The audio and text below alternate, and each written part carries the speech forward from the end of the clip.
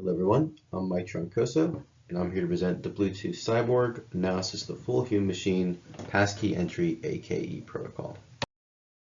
I'd like to begin this presentation by introducing everyone to the tap and ghost attack. This is a two-part attack that affects Bluetooth devices. And the way the attack works is it focuses on communications between users and devices. It's slightly uncommon.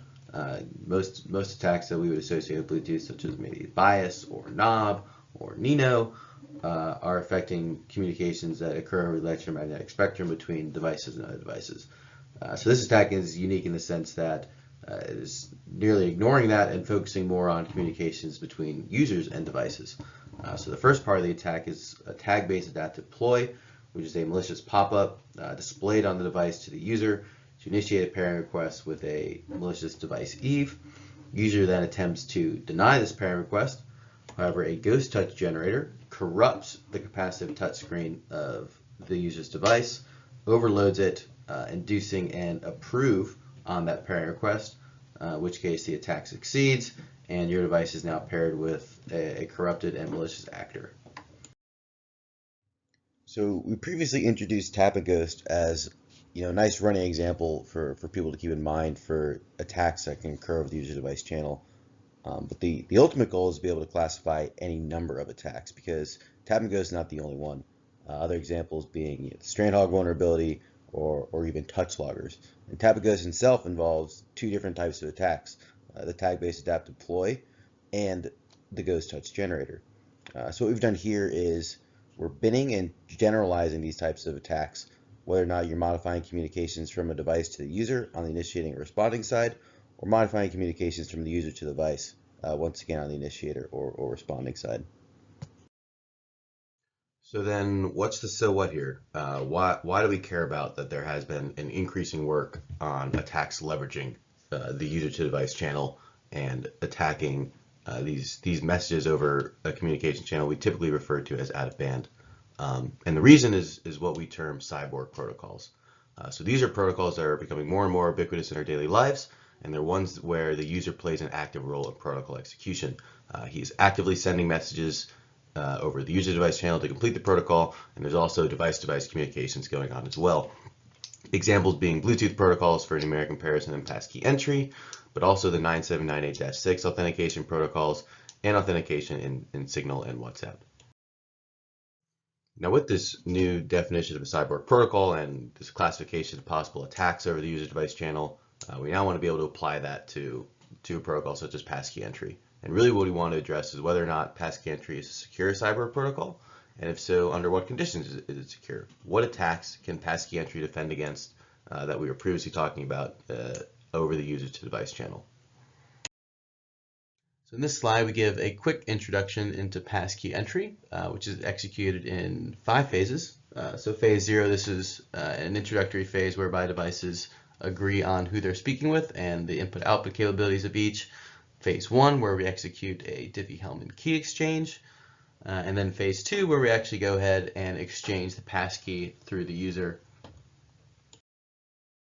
Phase 2 then continues with the bit-by-bit authentication of the passkey. The passkey is stored in 20 bits, so it takes 20 steps. We then use the 20th nonce exchange there to authenticate the Diffie-Hellman key along with the passkey and device identities. And we then go into session key calculation, also referred to as the link key by Bluetooth, once again using the 20th nonces and the Diffie-Hellman key. So we'll now give a quick introduction to the computational model that we devised and used to investigate the security of passkey entry. And abusing notation, we call this the Cyborg security model. So we have device session oracles, which maintain state for the computed session key, any internal randomness in the state variable, the device's role in the protocol, the ID of its partner, the user session ID, and a variable for acceptance or rejection. Now, the user session ID is our own analog of session ID, whereby it is a transcript of messages in sequence exchanged between a device and another device, but also messages exchanged between device user and another device, or that the user generated and then sent to both devices. We also have a user session oracle, which maintains device information for the two devices that it is communicating with. So that would be the device ID, and the session number. From here, we want to capture whether or not two devices, or a user and device, are partnered. For device-to-device partnering, they need to agree on role, partner ID, and then they need to have matching session IDs. And then for user-to-device is just the fact that the user session oracle has saved the device ID and device session number in its state.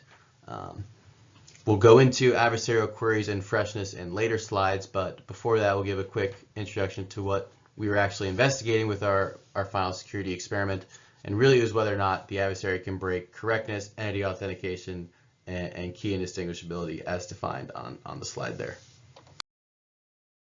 Now for the adversarial model, we're really concerned with two different aspects. First, the device-to-device channel, in which case we were in keeping with typical construction for computational models, and then the user-device channel. Now, with respect to the user-device channel, would require more reaches to affect communications over. So for the baseline adversary, we're only allowing replay and delete. We're strictly disallowing eavesdropping or read capability. Passkey entry already relents per specification that if the adversary is able to read communications over this channel, security will fail. That's not to say reading could be important for investigations of other Cyborg protocols, but in this case, it's kind of a known value, so we didn't investigate it. We also wanted to give the adversary the capability to affect or modify communications over this channel. So we have the show user query to affect communications from device to user, and then control user from the user to device. We have two generalized settings for freshness. We have the uncompromised user, whereby the adversary is not able to execute any of his queries, either show user or control user, without breaking the user oracle's freshness. And the compromised user, whereby we can incrementally control which queries the adversary is allowed to execute. And for both of these settings, device freshness is the same throughout. Idea being freshness breaks if the adversary reveals state or reveals the session key for the session oracle that we're testing, or its partner. Now for user freshness, we have a variety of settings. So we already mentioned the uncompromised user setting. In such a setting, the adversary is not allowed to compromise any communications sent over to user's device outside of simple replay or delete. And here we show our 4 baseline capabilities where the adversary is strictly allowed to compromise at least one direction in the user to device communication channel. Now, if you recall the tap and ghost attack as our running example, you remember, and you can see in the right there, the adversary actually needs to affect and modify communications in 2 directions. So from a device to user and from the user to device. So if you only allow the adversary to affect communications over a single channel, we won't actually be able to model this attack. That's why we really have the comp user X. We need to be able to allow the combination of these corruptions and modifications to fully model the types of advanced attacks that cyber protocols are going to be susceptible to. Now digging deeper and generalizing our previous discussion, in the comp user X setting, freshness isn't broken for the user oracle unless the adversary issues a query that will then break freshness for every baseline type in the set. So in the case of tap and ghost, he'd have to issue a show user or control user query involving the responding device. This is important because it allows us to extend results from one setting to another. This should be kind of intuitive. If we have a protocol that is not secure in the comp user IU setting, then it should be natural and obvious to assume that it's also not secure in an IU or UI setting, in which case we're giving the adversary strictly more capabilities. Now for this one, we like to show how we actually defined our variables in the generalized sense for the Cyborg security model and apply them to passkey entry. So the device state for any device executing passkey entry would include all the randomness in the protocol. So the secret key for the Diffie-Hellman exchange, the exchange passkey, and then all 20 nonces that are used to authenticate the passkey. And then for our session ID user, we consider that the full transcript of agreed on values, including all 20 nonces and commitment values. So using these definitions, we then went about investigating passkey entry security, and it did fairly poorly. So in our baseline uncompromised user setting, all versions of passkey entry are susceptible to a bit guessing attack. Since the passkey is authenticated bit by bit, it only takes a 50% chance for the adversary to actually insert malicious commitment values and nonces in phase 2, since he only has to guess whether or not the bit being committed to is a 0 or a 1. Furthermore, in user-generated passkey entry, which we depict in the figure to the right here, there's actually a role confusion attack whereby the adversary can actually relay messages between the two devices and get both of them to accept, and both of them believe that they're in the role of the initiator. And so with this, we see that passkey entry fared fairly poorly. If it's not even secure in the uncompromised user setting, it will naturally be completely insecure in any other compromised user setting. Now, with how poorly passkey entry performed, a natural question could be whether or not we can construct Cyborg protocols that are actually secure in our model, or if whether or not our model is actually too strong. Really being, can we do better? Can we construct protocols that are secure in our model? And the cool thing is, and probably the reason why I'm up here in front of you presenting, is that we can do better. And one way we can do better is the secure hash modification. So in this modification, we add a step to the end of phase 2, whereby we hash all of the 20 previous nonces to include an explicit role string for each device to then generate a new hash value, signified by NA and NB, which is then used in phase 3 and phase 4 to authenticate the Diffie-Hellman key and then produce a session key. And this ensures that all 20 nonces play a role in this computation. So that prevents the bit guessing attack, and then role being involved in the hash prevents the role confusion attack affecting user-generated passkey entry. And then we also include the AKE capabilities in phase 3 as good practice to ensure that we are authenticating every value in the transcript.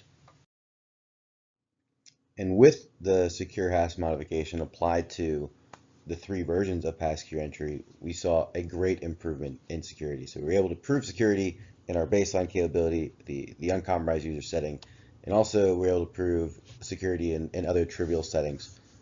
So these were settings where the adversary maybe gained a capability that would affect a line of communication not necessarily used in the protocol. However, we asked ourselves again, since we're still not able to defend against the tap and ghost attack, can we do even better? So as you may have guessed, we can do better. And we do that and we achieve a better level of security with dual passkey entry and the secure hash modification. Now in dual passkey entry, both devices will generate a passkey, exchange these passkeys through the user, and then authenticate each other using these 2 passkeys, and then proceed to execute the secure hash modification. This isn't necessarily a recommended change since we're actually increasing user involvement. He has to input 2 passkeys. However, it's a nice proof of concept to show what can actually be achieved security-wise in our model.